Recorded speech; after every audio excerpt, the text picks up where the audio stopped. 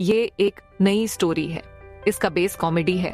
अगर पसंद आए तो बताइएगा और अपनी राय जरूर कमेंट में रखिए।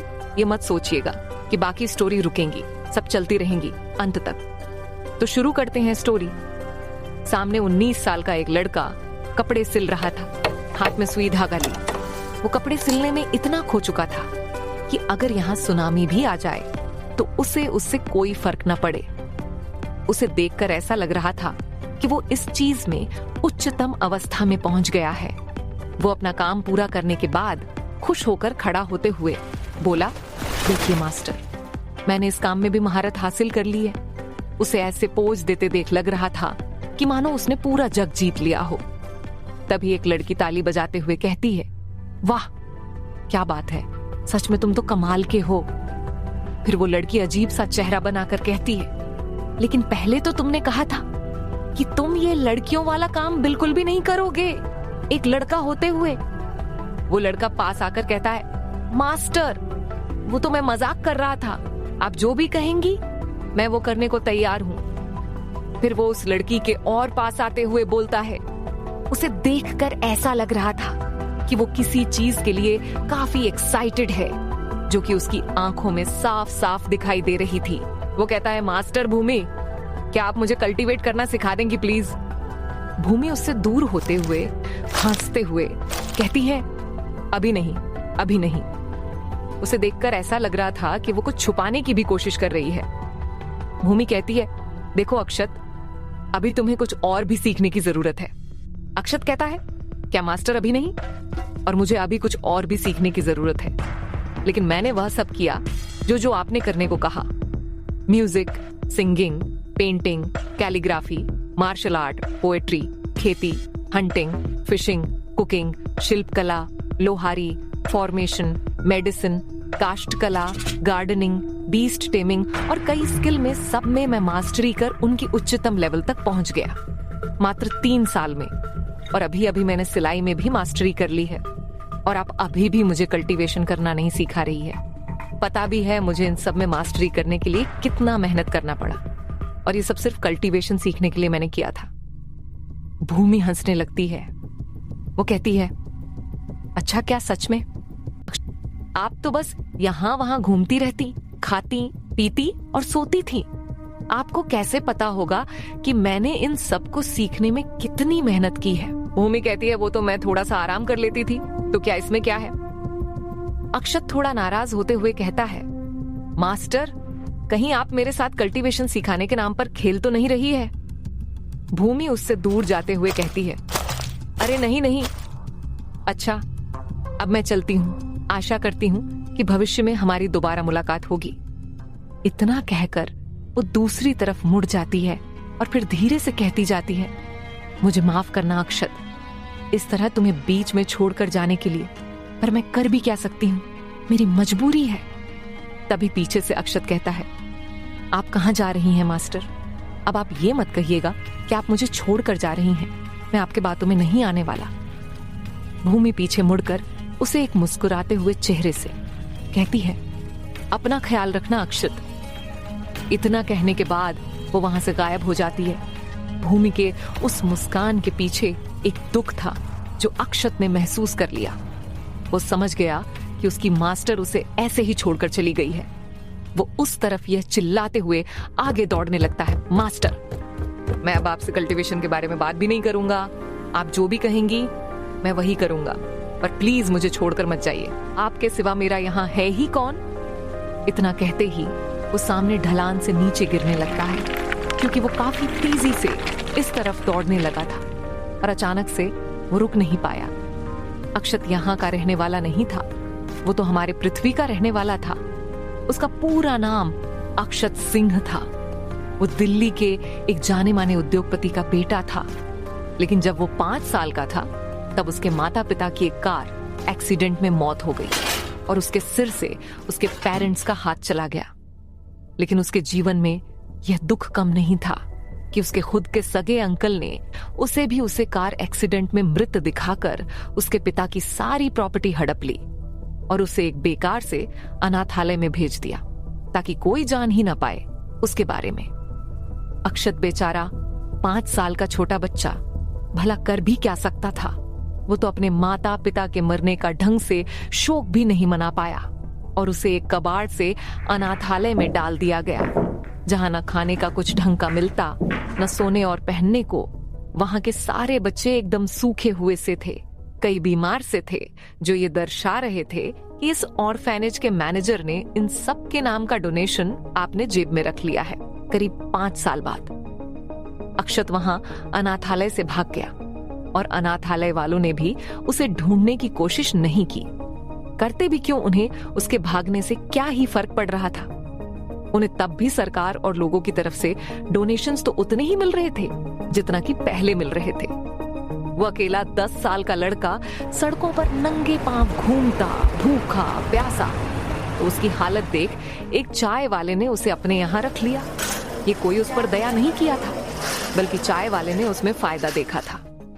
वैसे अक्षत काफी मेहनती था, उसे किताबें भी पढ़ना अच्छा लगता था, लेकिन शायद उसके नसीब में यह सब नहीं था। बस सब किस्मत का खेल था। भले ही वो एक अमीर परिवार में पैदा हुआ था, लेकिन उसकी जिंदगी तो गरीबी में ही कट रही थी। वो काफी मेहनत करता। उसकी लगन देखकर चाय वाले ने उसे स्कूल जाने की परमिशन दे दी। वो अब स्कूल जाने लगा था और स्कूल से आकर चाय की स्टॉल पर काम करता है। ऐसे ही वो अब क्लास 11 में आ गया और उसकी उम्र 16 साल थी। वो एक दिन अपने स्कूल से वापस आ ही रहा था।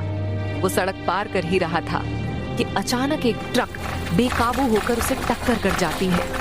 उस समय उसके दिमाग में सिर्फ एक ही बात चल रही थी, क्या मैं मरने वाला हूं? क्या मैं मरने वाला हूं? नहीं, मैं मरना नहीं चाहता। नहीं, मैं मरना नहीं चाहता। मैं अभी और जीना चाहता हूं। मैं मरना नहीं चाहता। अरे कल मेरा स्कूल में टेस्ट है और मुझे क्लास में फर्स्ट आना है। लेकिन तब तक उसकी धड़कनें थम चुकी थी और उसकी मौत हो चुकी थी। शायद उसके पूरे परिवार के नसीब में यही था, एक्सीडेंट में मौत। मरने के बाद उसे ऐसा लग रहा था कि वो जैसे एक काली अंधेरी जगह पर पहुंच गया हो, जहां न कुछ दिखाई दे रहा था न कुछ सुनाई। वो बोलने की कोशिश भी करता है, पर कुछ बोल भी नहीं पा रहा था। तभी एक झटके के साथ वो अचानक से अपनी आंखें खोलता है तो वो अपने आप को एक जंगल में लेटा पाता है। वो तुरंत उठ जाता है और अपने हाथ पैर देखने लगता है, जो कि सही सलामत थे। बस उसके कपड़े थोड़ा फटे पुराने थे। उसे तो समझ ही नहीं आ रहा था कि वो कहाँ है। अभी अभी तो वो ट्रक के सामने था और बस यही मनाया जा रहा था कि उसकी मौत ना हो। और जब उसकी आंख खुलती है तो वो अपने आप को इस जंगल में पाता है। तभी उसका सिर दर्द करने लगता है। उसे कुछ याद आने लगता है। ये यादें इस लड़के की थीं, जिसके शरीर में अक्षत का रेनकार्नेशन हुआ था। दरअसल अक्षत रेनकार्नेट होकर एक दूसरी दुनिया में इस लड़के के शरीर में आ गया था। इस लड़के का शरीर थोड़ा कमजोर था। अक्षत को जो भी याद आ रहा था, उन सब में इस लड़के की भी हालत कुछ ठीक नहीं थी।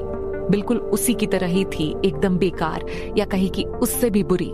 इसकी हालत इतनी खराब थी कि ये कई कई दिनों से भूखा था और चलते चलते इस जंगल में आकर यही बेहोश होकर गिर गया और उसकी यही मौत हो गई। और उसके मरते ही अक्षत इसमें रेनकार्नेट यानी पुनर्जीवित हो गया। वैसे इस लड़के की भी उतनी ही उम्र थी जितनी उसकी थी। उसे अब इन यादों से समझ नहीं आ रहा था कि आखिर उसे हुआ क्या है और वो यहाँ क्यों है। वो अपने हाथ पैर और बाकी के हिस्से देखने लगता है तो उसे सब काफी बदला बदला लग रहा था। वैसे भी सभी को अपने शरीर के बारे में काफी अच्छे से पता होता है। तब जाकर उसे कुछ कुछ समझ आने लगा। उसने अपने यहाँ कई मूवीज देखी थी जिसमें एक की आत्मा दूसरे में चली जाती है, लेकिन उसे तो इन सब बातों पर विश्वास नहीं था। लेकिन जब वो अपनी तरफ देख रहा था तो उसे इन पर भरोसा करना ही पड़ा। वो इन सब से बहुत ही हैरान था। अब उसका पेट दर्द करने लगा क्योंकि शरीर तो कई दिनों से भूखा था। अक्षत तो अपना पेट पकड़ लेता है। तभी उसे एक मधुर सी आवाज सुनाई देती है, अरे लड़के तुम उठ गए। वो पीछे मुड़कर देखता है तो पीछे एक लड़की हाथ में कुछ फल लिए खड़ी थी। उसकी उम्र देखने से तो 25 से 26 की लग रही थी। वो काफी खूबसूरत दिख रही थी। उसकी आवाज में काफी मधुरता थी। वो अक्षत के पास आकर उसे फल देते हुए बोली, पहले तो तुम यह सब खा लो, उसके बाद ही हम बात करेंगे। अक्षत तुरंत ही उन फलों को खाने लगता है। वो लड़की कहती है, मैंने देखा कि तुम यहाँ ऐसे ही बेहोश पड़े थे। मैं तुम्हारी हालत देखकर समझ गई थी कि तुम्हें भूख लगी होगी, तो बस तुम्हारे लिए फल लेने चली गई। अच्छा बताओ, तुम्हारा नाम क्या है? अक्षत वो फ्रूट खाते हुए ही कहता है, मेरा नाम अक्षत है। उसे न जाने ऐसे अच्छे और स्वादिष्ट फल खाए कितने साल हो गए थे। वो लड़की कहती है, अक्षत काफी अच्छा नाम है तुम्हारा। वैसे तुम्हें देखकर तो ऐसा लग रहा है कि तुम्हारा ख्याल रखने वाला कोई नहीं है, या फिर तुम इस जंगल में भटक गए हो। अक्षत हाँ में सिर हिलाता है। वैसे भी उसे इस शरीर के पुराने मालिक के यादों में यही मिला था कि वो भी एक अनाथ था, उसे ऐसे ही छोड़ दिया गया था। वो लड़की कहती है, क्या तुम मेरे साथ चलोगे?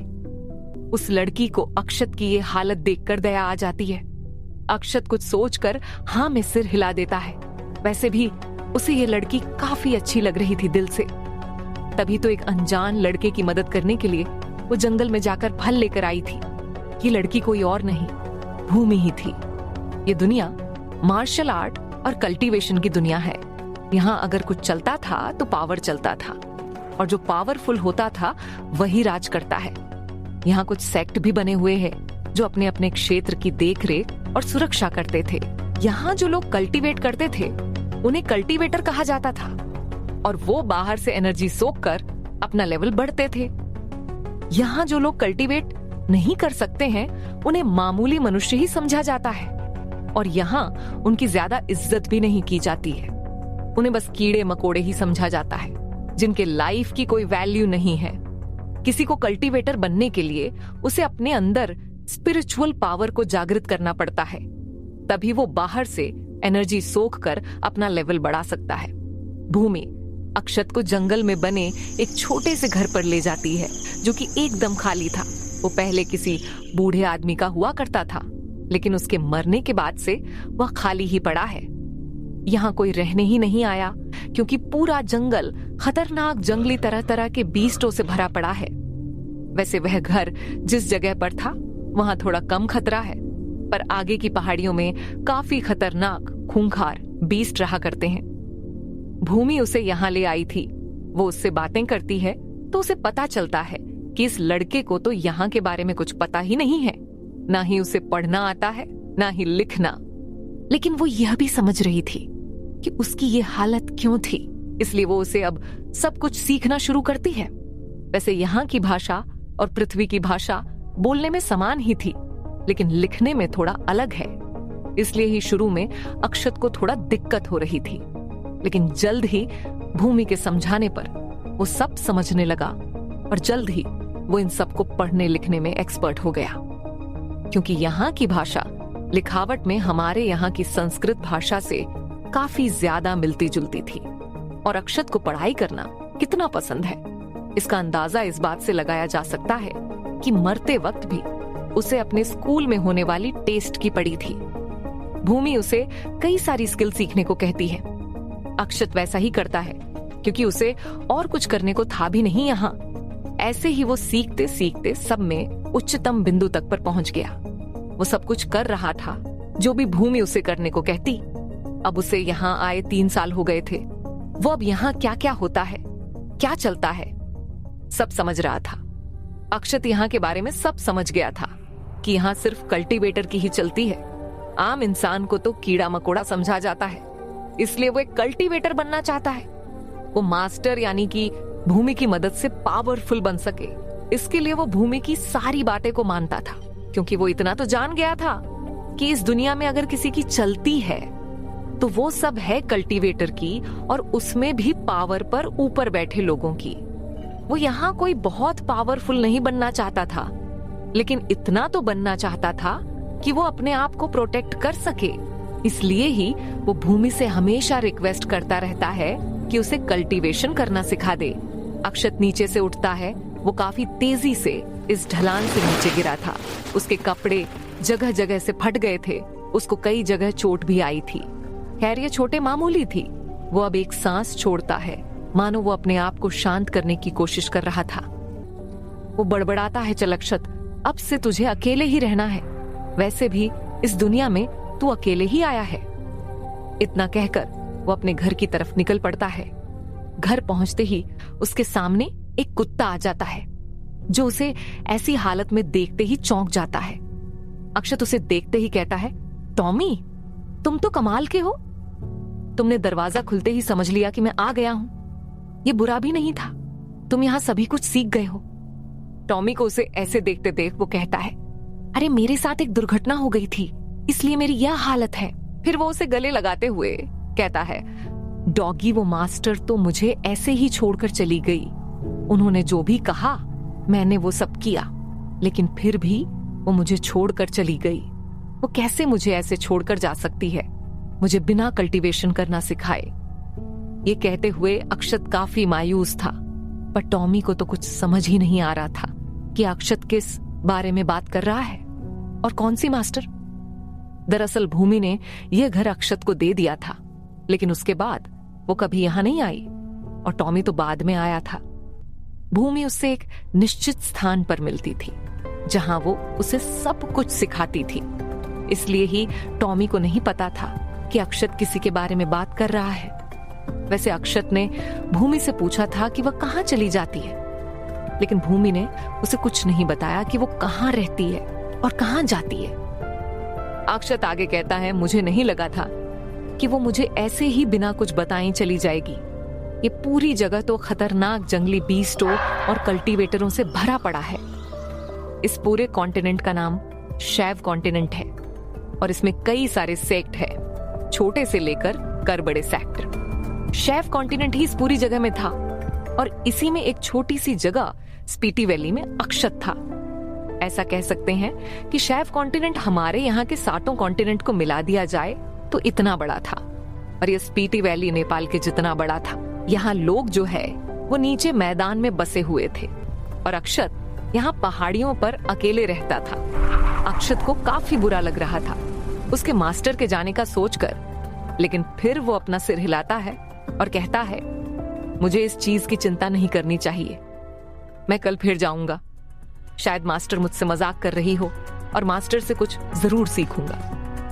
इतना कहकर वो टॉमी की तरफ देखने लगता है, जो अपना मुंह गिराए हुए था। वो उसको सहलाते हुए कहता है, अरे मेरे प्यारे डॉगी टॉमी, लगता है तुम भूखे हो, मेरा इंतजार करो, अब हम हंटिंग करने चलेंगे। ये सुनते ही टॉमी भाऊ भाऊ करने लगता है और उसे चाटने लगता है। अक्षत कहता है, अरे रुक जाओ, मुझे कई जगह अभी चोट लगी है और मेरे कपड़े भी अभी फटे हुए हैं। इतना कहने के बाद वो घर के अंदर चला जाता है और तैयार होने लगता है शिकार पर जाने के लिए। इधर ऊपर पहाड़ियों पर एक ईगल का पीछा एक लड़की अपने तलवार पर उड़ते हुए कर रही थी। यहाँ पर किसी तलवार या किसी खजाने के ऊपर होकर उड़ना आम बात है।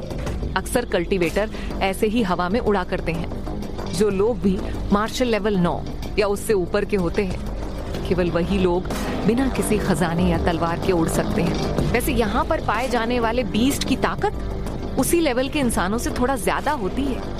वैसे ये ईगल बीस्ट मार्शल लेवल 4 के एकदम पीक पर था, यानी मार्शल लेवल 5 से एक कदम दूर। और जो लड़की उसका पीछा कर रही थी वो अभी मार्शल लेवल 4 की शुरुआती स्टेज पर थी। वो लड़की चिल्लाते हुए कहती है, तुम बुरे बेस्ट, हमारा स्पीटी वैली सेक्ट तुम्हें नहीं छोड़ेगा। दरअसल ये लड़की स्पीटी वैली सेक्ट के सेक्ट लीडर की बेटी वामिका शर्मा है। वो ईगल कहता है, तुम्हारा स्पीटी वैली सेक्ट क्या छोड़ेगा, तुम पहले मुझसे तो बचकर दिखाओ। इतना कहते ही वो तुरंत काफी तेजी से अपनी दिशा बदलता है और जोर से आवाज करके वामिका पर हमला कर देता है। वामिका उसके ऐसे अचानक से हमला करने पर चौंक जाती है। उसने ये उम्मीद नहीं ली थी कि वो ईगल उस पर ऐसे हमला कर देगा। वो झट से एक दूसरी तलवार निकालकर उस पर हमला करने के लिए तैयार हो ही रही थी, लेकिन उसे देर हो चुकी थी और वामिका उसके अचानक हमले से बच नहीं पाती और उसे चोट लग जाती है, जिसकी वजह से वो अब गिरने लगती है। वो मन में सोचने लगती है कि सच में हम जैसों का हवा में लड़ना लिमिटेड हो जाता है। इन जैसे हवा में उड़ने वाले बीस्ट की तुलना में वैसे यह सब ईगल का प्लान था, जो कि उसने पूरा भी कर लिया था। वो अब तक वामिका से सिर्फ भाग रहा था, जबकि वो वामिका से ज्यादा पावरफुल था। वो भागते भागते उसे स्पीटी वैली के इन पहाड़ियों पर ले आ गया। और इधर वामिका भी कब से उसका पीछा कर रही थी। तो उसे तो यही लग रहा था कि ये ईगल उससे डर रहा है, पर ऐसा कुछ भी नहीं था। उस ईगल ने जैसे ही मौका पाया उसने वामिका पर हमला कर दिया।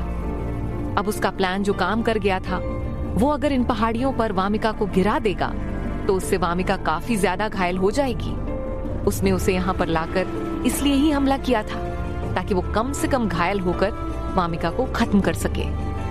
वामिका अब जब गिर रही थी तो वो सोचती है कि इतनी बुरी मौत मैं मरने जा रही हूँ। सच में ये ईगल तो काफी चालाक निकला। वो ईगल फिर से एक अटैक की पोजीशन बनाते हुए कहता है, तुमने क्या सोचा कि मैं तुमसे नीचे जमीन और मैदान में लड़ूंगा? तुम मुझे इतना मूर्ख समझती हो? चलो अच्छा, बहुत हो गई बातें, अब मरो। गू गू उसने आवाज की। इतना कहकर वो फिर से एक हमला वामिका पर कर देता है और वामिका सीधे जमीन पर गिरती है। वामिका के मुंह से निकलता है कि क्या यही है अपने मार्शल लेवल पीक और शुरुआती लेवल के बीच का अंतर? फिर वो कहती है, मैं जितना अच्छा कर सकती थी मैंने उतना किया। माफ करना पिताजी कि मुझे अब यहाँ ऐसे मरना पड़ रहा है। मैं अपने सेक्ट को नहीं बचा पाई। इधर अक्षत एक पत्थर पर खड़ा होकर उस ईगल को देखते ही बोलता है, अरे बाप रे, देखो टॉमी, मैंने एक काफी बड़ा सा बर्ड देखा है। टॉमी, आज तो तुम्हें रोस्टेड बर्ड लेग पीस मिलेगा। इतना कहकर वो तुरंत ही अपना धनुष निकालकर उसे पर तीर चढ़ा लेता है और उस ईगल पर निशाना लगाने लगता है। वो ईगल अक्षत की आवाज सुन लेता है। वैसे भी अक्षत ने यह एक्साइटेड होकर काफी जोर की आवाज में कहा था। वो इधर अब उसकी तरफ देखते हुए चिल्लाता है, बर्ड? कैसा बर्ड? मैं आसमान का राजा ईगल हूं, तुम मुझे बर्ड कह रहे हो? फिर वो गुस्से से कहता है, एक मामूली से इंसान की इतनी हिम्मत कि वो मुझे मारने की कोशिश कर रहा है। क्या तुम्हें मरना है क्या? तो मरो फिर। इतना कहकर वो तेजी से अक्षत की तरफ हमला करने के लिए बढ़ता है। वो कुछ ही दूरी बढ़ पाता है कि तभी उसे अपने सीने में दर्द होने लगता है। जब वो अपने सीने की तरफ देखता है तो उसकी आंखें बड़ी हो जाती हैं। पता नहीं कब एक तीर उसके दिल में घुस चुका था। वो तो उसकी बॉडी पावरफुल थी, नहीं तो वो तीर शायद उसके सीने को छेद करके निकल जाती। वो अब दर्द में था। वो चिल्लाता है कि नहीं हो सकता, और इसी के साथ वो नीचे गिर जाता है और उसके चेहरे और आंखों में बस शॉक था। वो इतना ही कह पाता है कि मैं एक मामूली से इंसान के हाथों मारा गया। उसे ये शौक तो लगना ही था क्योंकि वो एक आकाश का राजा कहे जाने वाला बीस्ट था जिसे अपने आप पर काफी घमंड होता है। तभी तो लोग इन्हें पालतू भी नहीं बना पाते, और वो एक मामूली से इंसान के हाथों मारा गया। अब तो उसके जाति वाले क्या कहेंगे? उसे थूकेंगे, उस पर थूकेंगे। इतना सोचने के साथ उसके प्राण पखेरु उड़ गए और उसकी आंखें खुली की खुली रह गईं। वो इतने सदमे में जो था, वो ईगल वामिका के बगल में ही गिरा था। वो अब ईगल को देखने लगती है और उस तीर को भी जो उसके सीने में घुसा पड़ा था।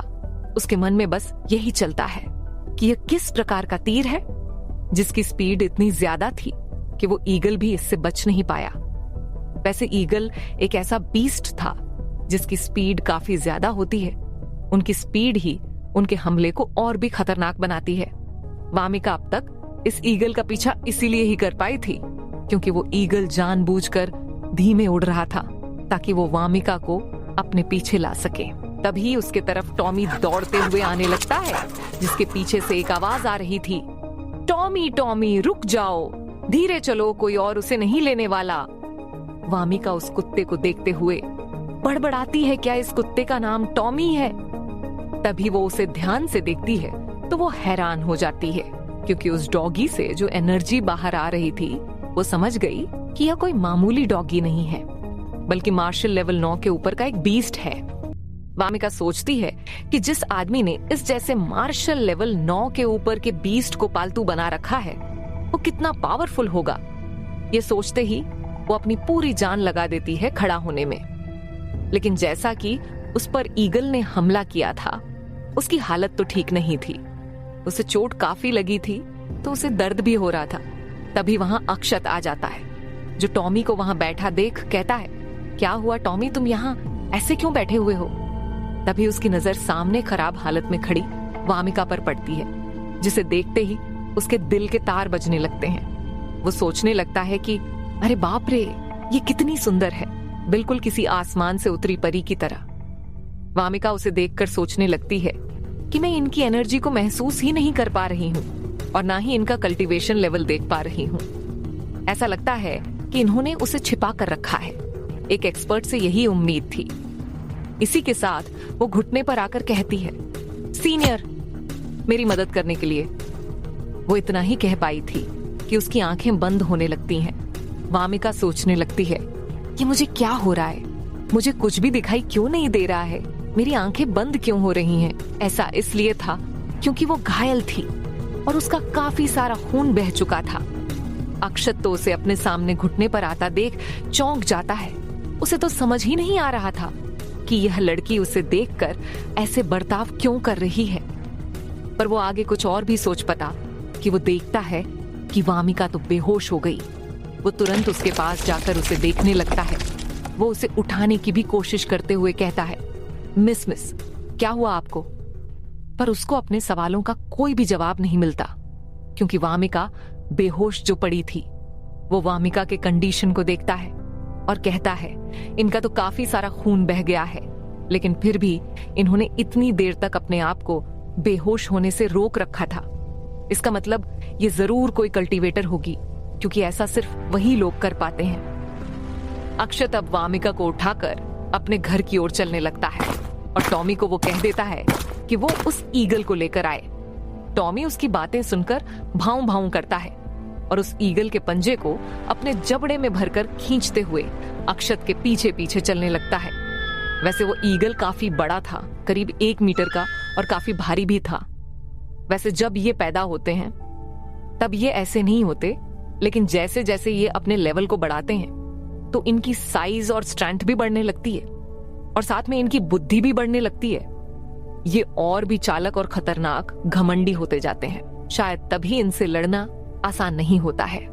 अक्षत वामिका को लाकर बेड पर लेटा देता है और फिर वो कुछ जड़ी बूटियां को पीसकर उसका पेस्ट बनाकर वामिका के घाव पर लगाने लगता है।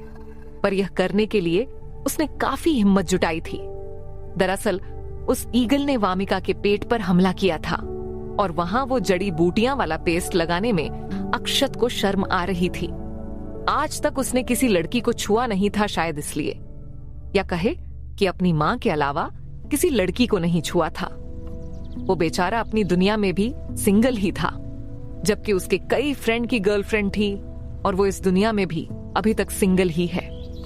उसने उसको कुछ जड़ी बूटियां का रस वामिका के मुंह में भी डाल दिया जिससे कि उसकी रिकवरी फास्ट हो सके। सब काम खत्म करने के बाद वो बड़बड़ता है, अब सब इनके ऊपर है कि इन्हें कब होश आता है। मैंने तो सब अपनी तरफ से कर ही दिया है। वामिका के घाव अब काफी तेजी से भर रहे थे। ऐसा लग रहा था कि वो 2 घंटे में उसके सारे घाव भर जाएंगे। अक्षत कहता है, हालांकि मैंने मेडिसिन में मास्टरी तो की है, लेकिन वो सिर्फ मामूली इंसानों के लिए ही था। कल्टीवेटरों का तो पता नहीं कि इन पर यह कैसे काम करेगा। अगर मैं भी कल्टीवेशन कर सकता तो शायद बात कुछ और होती। ये कहते हुए वो अपना हाथ देखने लगता है। उसके चेहरे पर थोड़ा उदासी भी आ जाती है। तभी वो बड़बड़ाने लगता है, मैं उड़ नहीं सकता, लेकिन सच में ऐसे आसमान में उड़ना कितना मजेदार होता होगा। तभी उसे कुछ बाहर से टकराने की आवाज आती है तो उसे याद आता है कि उसका डॉगी टॉमी तो अभी बाहर ही मस्ती कर रहा है उस ईगल के बॉडी के साथ। इसलिए वो बाहर चला जाता है। करीब 2 घंटे बाद वामिका को होश आता है। वो उठकर बैठ जाती है। वो उठकर अपने आसपास हैरानी से देखने लगती है और बड़बड़ाती है, क्या मैं अभी तक जिंदा हूं? मैं कहां हूं? ये कौन सी जगह है? तभी उसे अपने चोटों का याद आता है और जब वो उस तरफ देखती है तो उसके तो होश ही उड़ जाते हैं और वो हैरानी से अपने हाथों और उन घावों को देखने लगती है। वो इन्हें छूती भी है ताकि ये कंफर्म कर सके कि वो जो देख रही है वह सच है। वो बड़बड़ाती है, अगर समय की बात की जाए तो मुझे बेहोश हुए करीब 2 घंटे से 2 घंटे 30 मिनट हो चुके हैं। क्योंकि वो एक कल्टीवेटर थी तो वो अपने आसपास के माहौल और नेचर को देखकर समय का अंदाजा लगा सकती थी। वो आगे कहती है, मेरे चोट पूरा ठीक हो चुके हैं, इनमें तो उसके निशान तक नहीं है। ये किस प्रकार की मेडिसिन है जो इतनी तेज रिकवरी करती है? उसे याद आता है कि बेहोश होने से पहले वो एक 19-20 साल के लड़के से मिली थी और उसके पास एक मार्शल लेवल 9 से ऊपर का बीस्ट था। वो कहती है वो लड़का नहीं, सीनियर जरूर एक योगी होंगे जो यहाँ इस जंगल में अकेले रह रहे होंगे।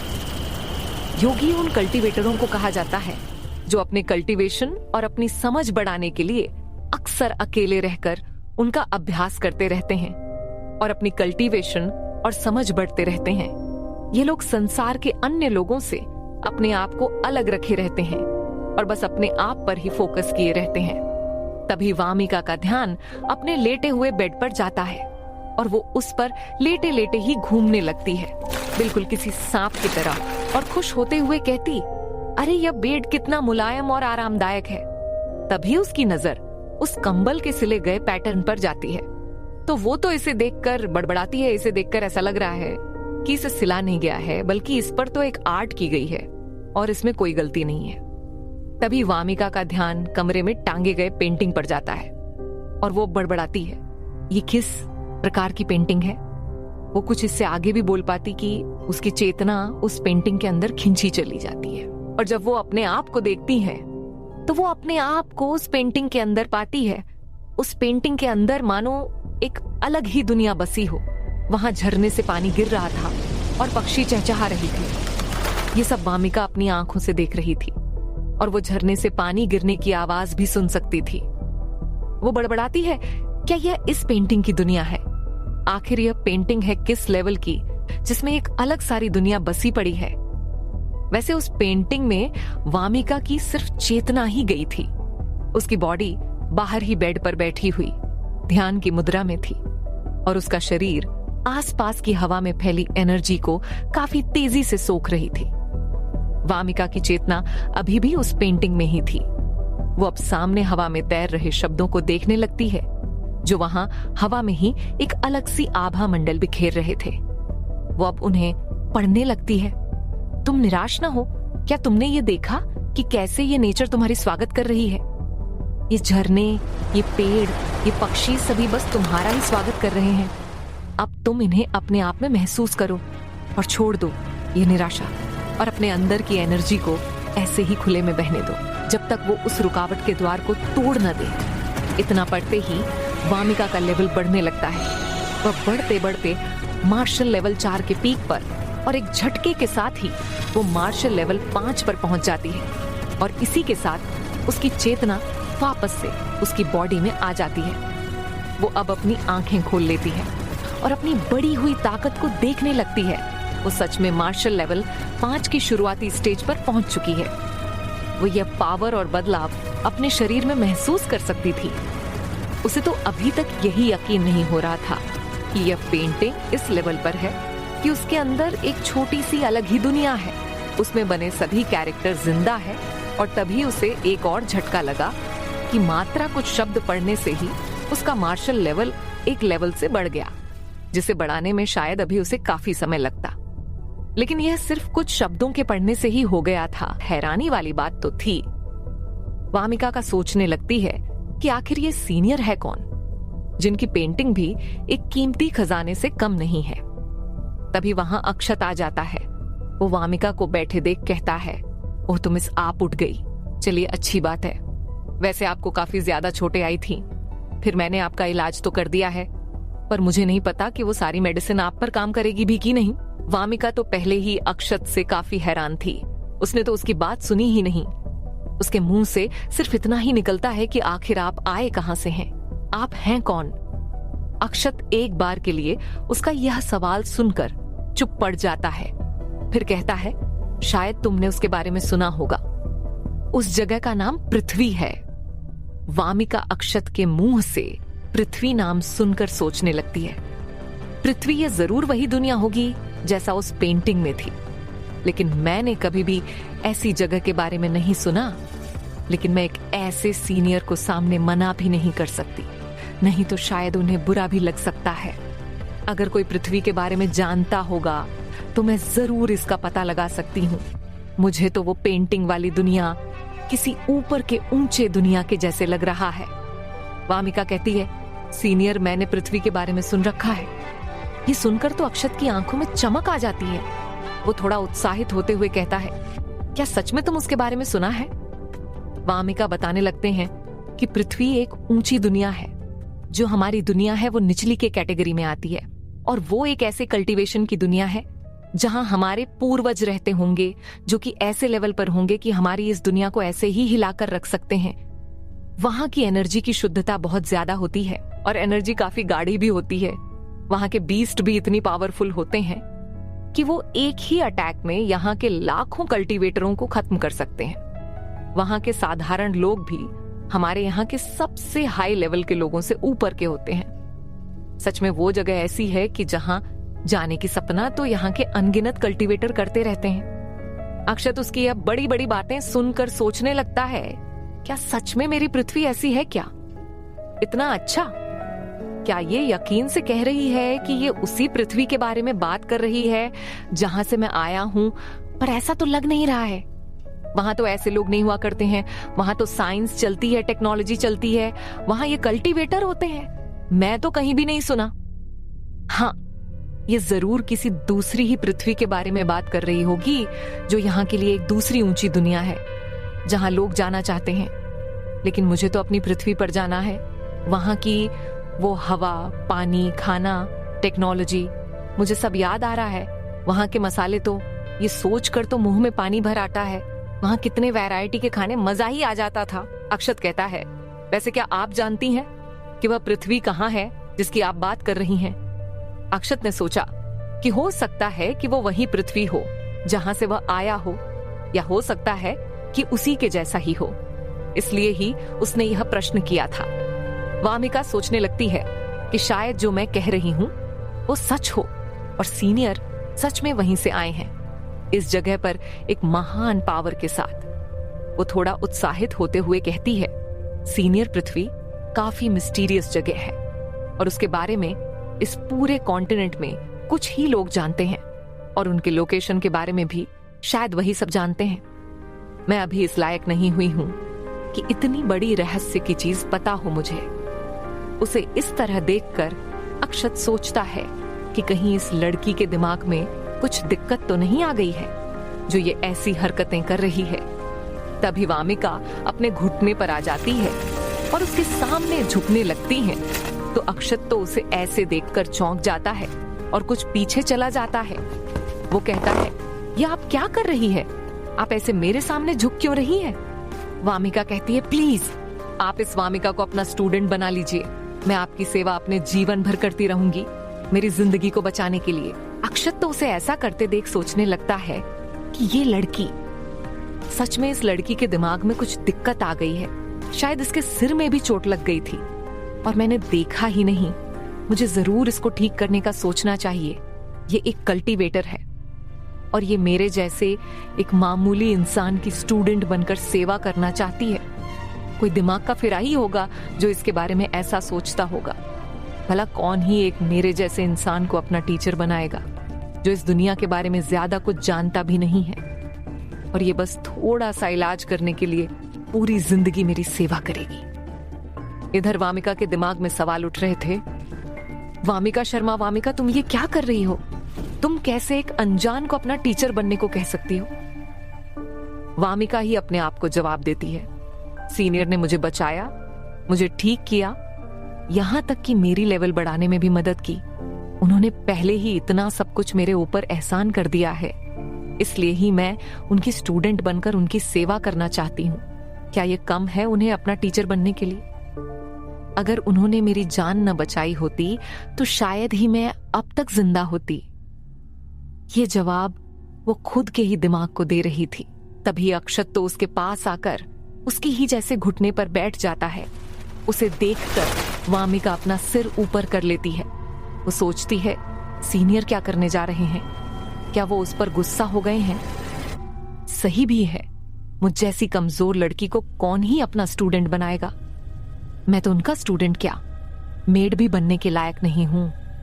तभी अक्षत वामिका के सिर के पीछे अपना हाथ रख देता है। वामिका अब अक्षत के आंखों में देख रही थी। उसके दोनों गाल टमाटर की तरह लाल पड़ गए थे।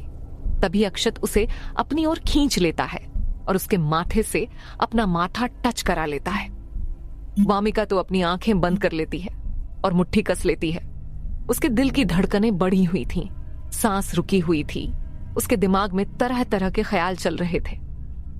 अक्षय फिर से पीछे होते हुए बोला, तुम्हें बुखार तो नहीं है? वामिका उसकी यह बात सुनकर अपनी आंखें खोल लेती है। वो सोचती है कि मैं कितनी पागल हूं। सीनियर तो मेरा बुखार चेक कर रहे थे और मैं तो कुछ और ही सोच रही थी। मुझे इस तरह किसी के बारे में नहीं सोचना चाहिए। वैसे उन्होंने ऐसी हरकतें ही की थी कि किसी को भी लगता कि वो कुछ और ही करने वाले हैं। ओहो, मैं ये क्या सीनियर के बारे में ऊल जलूल सोच रही हूँ। शायद ये सीनियर का कोई सीक्रेट तकनीक है बुखार चेक करने का। वो अपने आप को यह समझा रही थी, लेकिन फिर भी उसके गाल लाल पड़े थे और धड़कनें बढ़ी हुई थी। अक्षत उठता है और उसके तरफ हाथ आगे करते हुए कहता है, चलिए आप उठ जाइए। वामिका उसका हाथ पकड़ते हुए थोड़ा शर्मा रही थी। उसके मुंह से निकलता है, सीनियर आप मुझे। अक्षत कहता है, मिस, मैं एक मामूली सा इंसान हूं, तो आप मुझे यह कहना मत कि आप मेरे मास्टर हो और मैं आपकी सेवा करूंगी। ये सब कहने और करने की कोई जरूरत नहीं है। ये सुनकर तो वामिका को जैसे एक धक्का सा लगता है।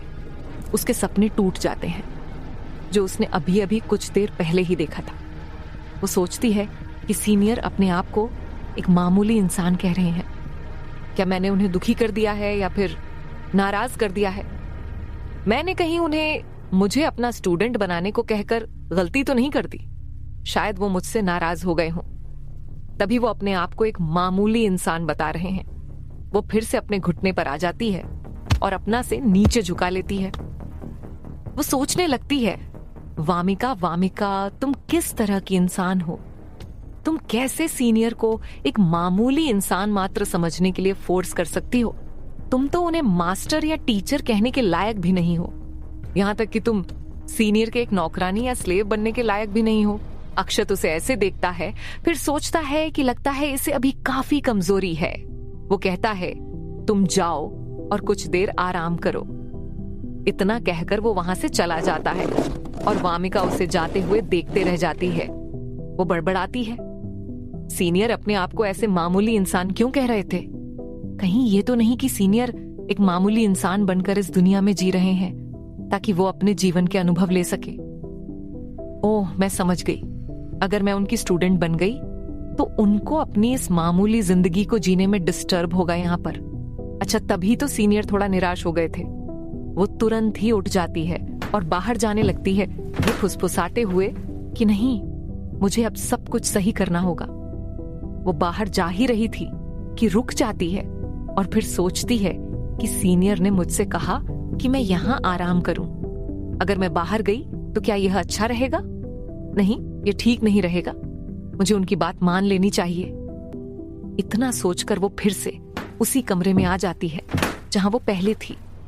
वो वहां एक लकड़ी के बने खिलौने को देखती है जिस पर काफी अच्छे से कसीदकारी की गई थी, और जैसे ही वो उसे छूती है तो उसके छूटे ही लकड़ी की बनी खिलौने से काफी ज्यादा एनर्जी निकलकर वामिका के शरीर में जाने लगती है और वो आंखें बंद किए हुए हवा में तैरने लगती है और उस लकड़ी के बने खिलौने से एनर्जी निकलकर काफी तेजी से उसके शरीर में जा रही थी। उसे देखकर ऐसा लग रहा था कि मानो वो लकड़ी का खिलौना उसे पोषण दे रहा हो, लेकिन ऐसा हो भी रहा था।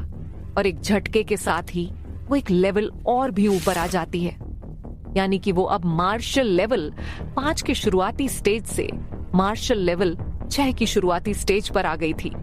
लेकिन अब भी वो एनर्जी वामिका के बॉडी में जा ही रही थी। वो तो जैसे रुकने का नाम ही नहीं ले रही थी। अब वामिका को पसीने आने लगते हैं। वो तो अपनी चेतना को वापस ला ही नहीं पा रही थी, और अगर ऐसा ही रहा तो कुछ ही देर में उसका शरीर ये इतना सारा एनर्जी झेल नहीं पाएगा और उसका शरीर किसी ऐसे गुब्बारे की तरह फट जाएगा जिसमें बहुत ज्यादा हवा भर दिया गया हो। वामिका कोशिश तो कर रही थी उस एनर्जी को अपने शरीर में आने से रोकने की, लेकिन सब फेल हो रहा था। वो तो रुकने का नाम ही नहीं ले रही थी और वामिका भी इस पर कोई कंट्रोल नहीं कर पा रही थी। उसका तो धीरे धीरे अपने शरीर से भी कंट्रोल जाने लगता है। वो अब भी हवा में ही तैर रही थी। वो सोचती है क्या मैं अब इस तरह से मरने वाली हूं? कि तभी एक बाहर से आवाज आती है, रुक जाओ। और इसी के साथ वो एनर्जी जो उस लकड़ी के बने खिलौने से वामिका की बॉडी में जा रही थी, वो रुक जाती है और वामिका जमीन पर आ जाती है। वामिका इस आधी बेहोशी की हालत में बड़बड़ाती है, क्या ये सीनियर की आवाज थी? और इसी के साथ वो पूरा बेहोश हो जाती है और बाहर अक्षत टॉमी पर चिल्लाए जा रहा था, रुक जाओ, तुम उसे लेकर ऐसे नहीं भाग सकते। दरअसल यह आवाज अक्षत की ही थी, जो बस टॉमी को प्यार से उसका कुछ सामान लेकर भागने से मना कर रहा था। इधर अंदर वामिका के शरीर से काला काला धुएं जैसा कुछ बाहर आ रहा था, जो अपने आप ही वहां से गायब भी हो जा रहा था। ये काला धुआं वामिका के शरीर में जमी हुई सारी ब्लॉकेज थी, जो उस साफ एनर्जी के कारण अब बाहर आ रही थी। ये ब्लॉकेज समय बढ़ने के साथ साथ बढ़ती जाती थी, जो आगे चलकर कल्टीवेटर को और आगे के लेवल में नहीं पहुंचने देती थी। ये ब्लॉकेज शरीर में एनर्जी को सही ढंग से फ्लो नहीं होने देती है। करीब 1 घंटे बाद वामिका को होश आता है। वो अपना सिर पकड़कर उठती है और बड़बड़ाती है, मैं कहाँ हूं? वो देखती है कि वो फर्श पर है और यह याद आ जाता है कि वो है कहाँ। अब वो सब कुछ याद करने लगती है, जो भी उसके बेहोश होने से पहले हुआ था, उसे सब याद आने लगता है कि कैसे वो एनर्जी की अधिकता से उस समय फटने ही वाली थी। कि तभी सीनियर ने उसे बचा लिया, इसलिए वो फिर से मन ही मन अक्षत को धन्यवाद करती है। तभी उसे एक झटका लगा जब उसने अपने लेवल को महसूस किया। वो अब मार्शल लेवल 7 पर पहुंच गई थी और उसके शरीर से सारे ब्लॉकेज भी जा चुकी थी। वो अपनी बॉडी में अपनी एनर्जी को अच्छे से फ्लो कर पा रही थी। उसका शरीर काफी हल्का महसूस हो रहा है।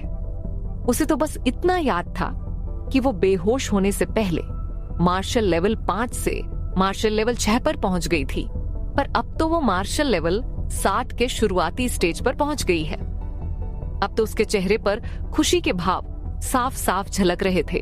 वो आज ऐसी जगह आई थी कि एक दिन में वो मार्शल लेवल 4 से मार्शल लेवल 7 पर पहुंच गई। दिन क्या कुछ ही घंटे में पहुंच गई थी, जिससे कि काफी हैरानी और खुशी दोनों ही उसे हो रही थी।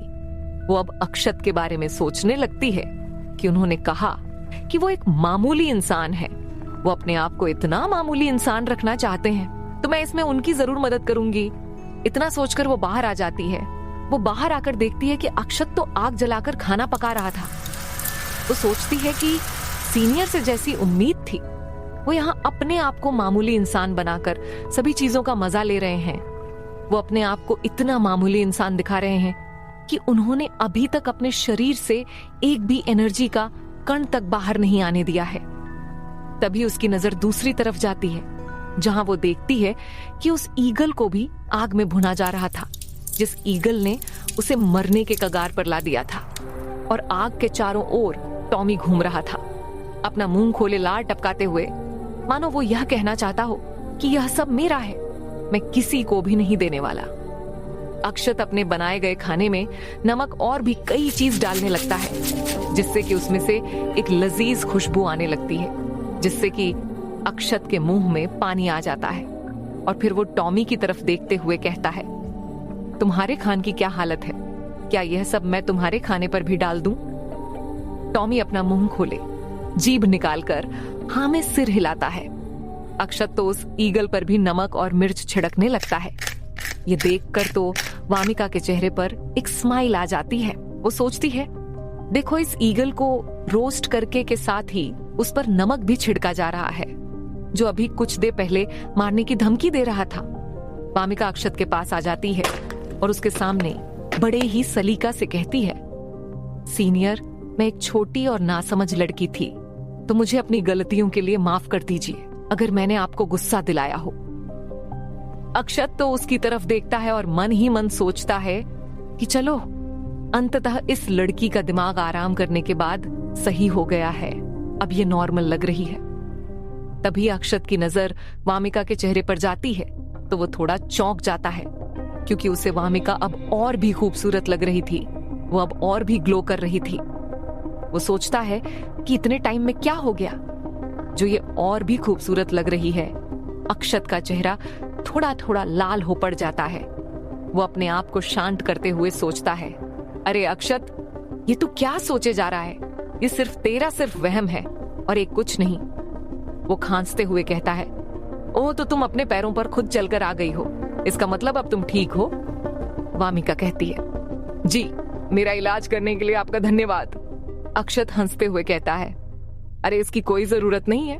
तभी वामिका थोड़ा शर्माते हुए कहती है, मैं आपका नाम पूछना आपसे भूल गई, क्या आप मुझे अपना नाम बता सकते हैं? अक्षत वामिका के आंखों में देखते हुए कहता है, वैसे मेरा नाम अक्षत सिंह है, तुम मुझे सिर्फ अक्षत कहकर भी बुला सकती हो। दोनों की नजरें अभी भी मिली हुई थीं। वामिका कहती है, अगर आप बुरा ना माने तो मैं आपको अक्षत सर कह सकती हूँ और आप मुझे वामिका कहकर भी बुला सकते हैं। तभी अक्षत वामिका को एक बाउल आगे करते हुए कहता है, तुम यह खा सकती हो। इस बाउल में अक्षत ने खीर रखा था। वामिका यह देखकर सोचने लगती है, ये इन्होंने अपने लिए बनाया है, क्या ये मुझे देना चाहते हैं? वह थोड़ा पीछे होते हुए कहती है, आपकी इस काइंडनेस के लिए धन्यवाद, पर मुझे कुछ जरूरी काम से जल्दी से जाना होगा। वैसे भी मुझे काफी समय हो गया है और मैं अब आपको और ज्यादा परेशान नहीं करना चाहती। इतना कहकर वो और भी पीछे हो जाती है।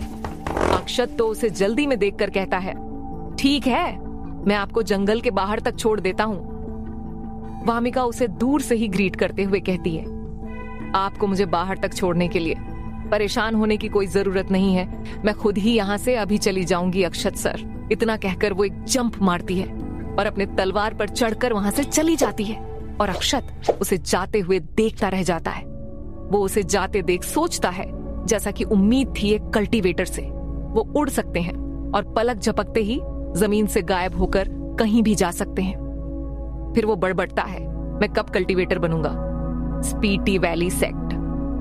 यहाँ की हालत एकदम खराब थी। कई लोगों की लाश से इधर उधर पड़ी थी और तलवारें टूटी पड़ी थीं और कई तो घायल थे जो दर्द से कह रहे थे। यहाँ पर बीस्ट और स्पीटी वैली सेक्ट के बीच में बैटल चल रहा था। स्पीटी वैली सेक्ट पर इन बीस्ट ग्रुप ने हमला कर दिया था। ये बीस्ट ग्रुप तो पहले स्पीटी वैली के घने जंगलों में रहते थे और बगल के गांव और कस्बों वालों को परेशान किया करते थे, लेकिन आज तो इन्होंने इस सेक्ट पर ही हमला कर दिया। एक अधेड़ उम्र का आदमी हाथ में तलवार लिए खड़ा होने की कोशिश कर रहा था। वो काफी घायल हो गया था, उसको काफी गंभीर चोटें आई हुई थी, उसके मुंह से भी खून आ रहा था।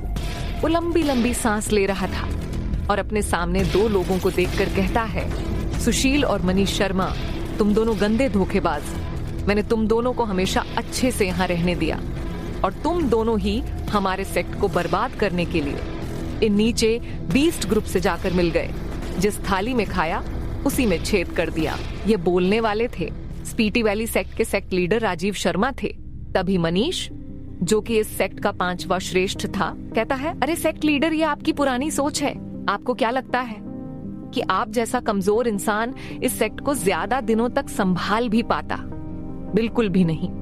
और आप चाहते हैं कि तब भी हम आपकी बात माने। और सुशील, जो कि इस सेक्ट का 4था श्रेष्ठ था, वो कहता है, आखिर ये बाद में ये स्पीटी वैली सेक्ट तो बर्बाद होकर ही रहेगा इस बीस्ट ग्रुप के सामने। तो बस हमने एक अच्छा चुनाव किया है, बस। दरअसल एक सेक्ट को चलाने के लिए उसमें कई लोगों का हाथ होता है। पहले तो सेक्ट लीडर का और फिर बाकी का, उसके नीचे काम करने वाले श्रेष्ठों का। ये अपने अपने काम को करते हैं जो इन्हें दिया गया होता है। इनके पोजीशन के आधार पर ही इन्हें सेक्ट का काम दिया गया होता है। सेक्ट लीडर के बाद आता है, पहले श्रेष्ठ, उसके बाद आता है दूसरा श्रेष्ठ, ऐसे ही करके सभी आते हैं। अगर सेक्ट लीडर कहीं सेक्ट से बाहर गए हो तो उनका सारा काम पहला श्रेष्ठ संभालता है और वही सारे निर्णय लेता है जब तक कि सेक्ट लीडर वापस ना आ जाए।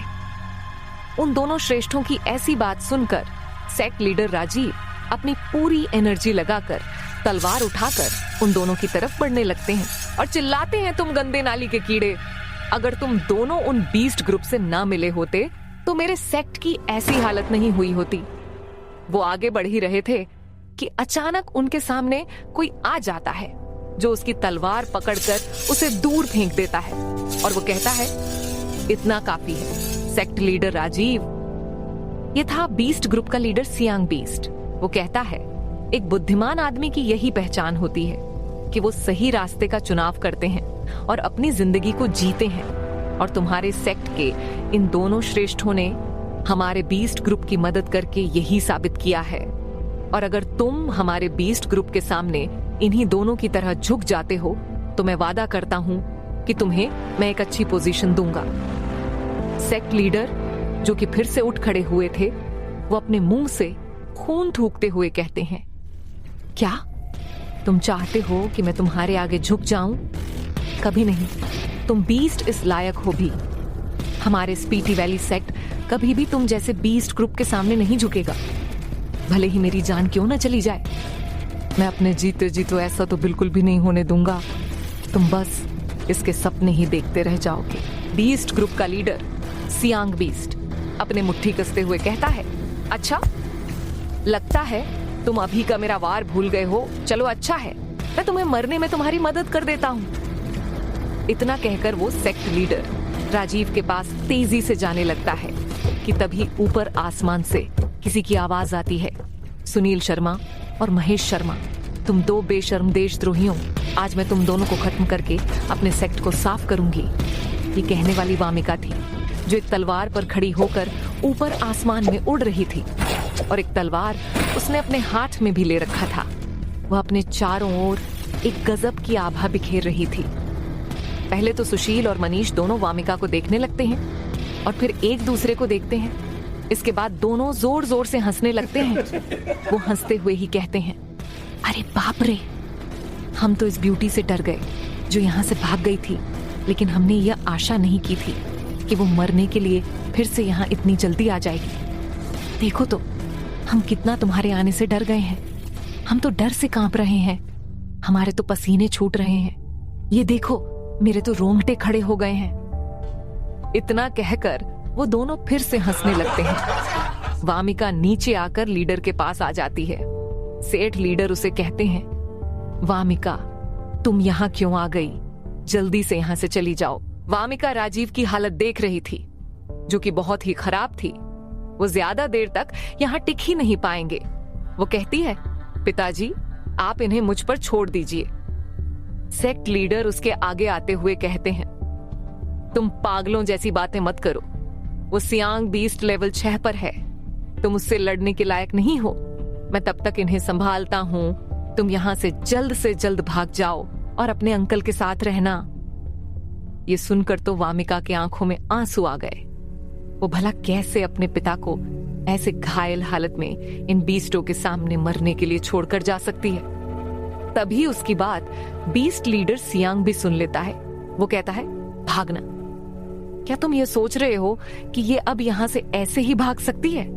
नहीं, बिल्कुल भी नहीं। मैं तुम्हें यहाँ से नहीं जाने देने वाला, खास करके ऐसी खूबसूरत लड़की को। वो अपने पीछे खड़े सुशील और मनीष से कहता है, सेक्ट लीडर को मार दो और इस लड़की को पकड़ लो। मुझे इसके साथ अपना स्लेव बनाकर मजे करने हैं। वो दोनों तेजी से वामिका को पकड़ने के लिए बढ़ने लगते हैं, तो वामिका भी अपना तलवार लिए। तुम दोनों धोखेबाज गद्दार, अब मारो। ये बोलते हुए वह सेक्ट लीडर के पास से काफी ज्यादा स्पीड में निकल गई, जिससे कि उसकी एनर्जी भी बाहर आ रही थी। और सेक्ट लीडर को कुछ समझ ही नहीं आया कि क्या हुआ। अभी अभी वो दोनों, जो अभी वामिका को पकड़ने के लिए उसकी तरफ बढ़ रहे थे, वो उसकी बॉडी से निकल रही एनर्जी को महसूस करके कहते हैं, अरे नहीं, ये तो मार्शल लेवल 7 पर है। इससे तो कई लेवल पे कर लिया है। ये कैसे पॉसिबल हो सकता है? इतना कहकर वो दोनों पीछे भागने की कोशिश करने लगते हैं, लेकिन तब तक बहुत देर हो गई थी, क्योंकि उन दोनों को अब अपना पैर दिखाई दे रहा था और इसी के साथ उनका सिर नीचे गिर जाता है। उनकी आंखें बड़ी बड़ी हुई पड़ी थी, मानो वो दोनों अभी तक उस हैरानी को पचा भी नहीं पाए थे। तब तक उनका सिर ही धड़ से अलग हो गया। ये देखकर तो उस सियांग बीस्ट के भी मुंह खुला के खुला रह जाता है। उसे अपने आंखों देखे पर भरोसा ही नहीं हो रहा था। वो हकलाते हुए कहता है, तुम तो मार्शल लेवल 4 पर थी, तो ये एक ही दिन में कैसे हो सकता है कि तुम मार्शल लेवल 7 पर पहुंच गई हो? इम्पॉसिबल, ये नहीं हो सकता। अपनी बेटी की यह कारनामा देखकर तो सेक्ट लीडर भी जम से गए थे। उनके मुंह से सिर्फ इतना ही निकलता है, वामिका, वामिका अपनी तलवार बीस्ट लीडर सियांग बीस्ट की तरफ करते हुए कहती है, अब तुम्हारी सियांग बीस्ट। अपनी बारी का सुनते ही सियांग बीस्ट की फट जाती है। वो भला अपने से एक लेवल ऊपर के इंसान से कैसे लड़ सकता है? हाँ, वो अपने बराबर के लेवल के इंसान से थोड़ा ज्यादा पावरफुल होता है, लेकिन अपने से ऊपर से थोड़ी ना। वो तुरंत वहां से दूर जाते हुए कहता है, सभी बीस्ट वापस चलो। सभी बीस्ट अब वापस उसके पीछे ही जाने लगते हैं। वो कहता जाता है, तुम लोग बस इंतजार करो, इस बार तो बच गए, लेकिन अगली बार जरूर ये स्पीटी वैली सेक्ट बर्बाद होकर रहेगा। तुम लोग बस इंतजार करो मेरा, मैं जरूर वापस आऊंगा। उन सभी के वापस जाते ही जैसे सभी में एक उत्साह आ जाती है। वो सभी कहते हैं, हम जीत गए, बीस्ट ग्रुप वापस चला गया, हमारा सेक्ट बच गया, हमने उसे बचा लिया, हम सभी जीत गए। राजीव वामिका के पीछे आते हैं और उसके कंधे पर हाथ रखते हुए कहते हैं, वामिका, आखिर यह सब चल क्या रहा है? वामिका कहती है, पहले पिताजी यह सब काम समेट लेते हैं, उसके बाद इसके बारे में बात करते हैं। सामने बहुत से लोग दर्द में घायल हुए कह रहे थे और कई लोगों को ही तो अब तक मृत्यु भी हो चुकी थी। ये देखकर तो वामिका और सेक्ट लीडर की दिल भर आई।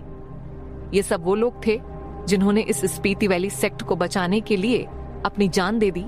दोनों और सेक्ट के कई श्रेष्ठ मिलकर सबकी इलाज और अंतिम संस्कार की तैयारी करते हैं। और सब काम खत्म होने के बाद सेक्ट लीडर राजीव भूमिका से अब उसके ऐसे लेवल पर होने का पूछते हैं। अब उनके सेक्ट में सबसे पावरफुल वामिका ही थी। वह भी अभी मार्शल लेवल 5 के पीक पर थे और वामिका मार्शल लेवल 7 पर थी। तो उनका यह सवाल तो होना ही था कि कैसे एक लड़की बस आधे ही दिन में 4 से मार्शल लेवल 7 पर पहुंच सकती है। वामिका उन्हें अब शुरू से लेकर उसके यहाँ तक आने का सब बताती है। उसकी ये बात सुनकर सेक्ट लीडर राजीव काफी हैरान हो जाते हैं। वो अब गंभीर होकर इन सब पर सोचने लगते हैं। वो कहते हैं, एक दूसरी ऊंची दुनिया से आए हुए सीनियर, वो हमारी स्पीति वैली सेक्ट में हैं और मुझे पता भी नहीं, मुझे जल्द से जल्द उनसे मिलना चाहिए। वो कहते हैं, वामिका जल्दी से तैयार हो जाओ, हम अभी चलते हैं उनसे मिलने के लिए। वामिका राजीव की बात सुनकर रहती है, पिताजी आप ये क्या कर रहे हैं? अब शाम हो गई है, सीनियर शायद अब आराम कर रहे होंगे, हम उन्हें ऐसे ही जाकर डिस्टर्ब नहीं कर सकते हैं, कहीं वो हमसे नाराज हो गए तो। वैसे भी वो बस यहाँ अपने जीवन का अनुभव लेने के लिए आए हैं, हम अगर इस वक्त गए वहां तो वो जरूर परेशान हो जाएंगे। राजीव शर्मा कहते हैं, हाँ तुम सही कह रही हो, हमें इस वक्त जाकर उन्हें परेशान नहीं करना चाहिए। हम कल दोपहर में चलेंगे, क्योंकि हो सकता है वो सुबह कहीं व्यस्त हो। वामिका कहती है, ठीक है, हम कल दोपहर में चलेंगे। इतना कहने के बाद वो अपने कमरे में चली जाती है। वो अब अक्षत के बारे में सोचने लगती है कि कैसे वो उससे मिली और उसने उसकी कैसे जान बचाई, इलाज किया और बिना कुछ कहे ही लेवल भी पार करा दिया। वो सोचने लगती है कि आखिर वहां किस किस प्रकार के खजाने रखे गए थे और इतना सोचने के साथ ही उसे चक्कर आने लगता है और वो फिर से बेहोश हो जाती है। वो अब तक बस इसलिए होश में थी क्योंकि वो अपने सेक्ट और पिताजी को बचाना चाहती थी, लेकिन वो अब तक काफी कमजोर हो गई थी। उसने अपने मार्शल लेवल 7 पर ही बैटल की थी। हालांकि वो भले ही मार्शल लेवल 60 पर है, पर अभी उसकी बॉडी यह पावर झेल नहीं पा रही थी, इसीलिए ही वो अभी तक काफी कमजोर पड़ गई थी।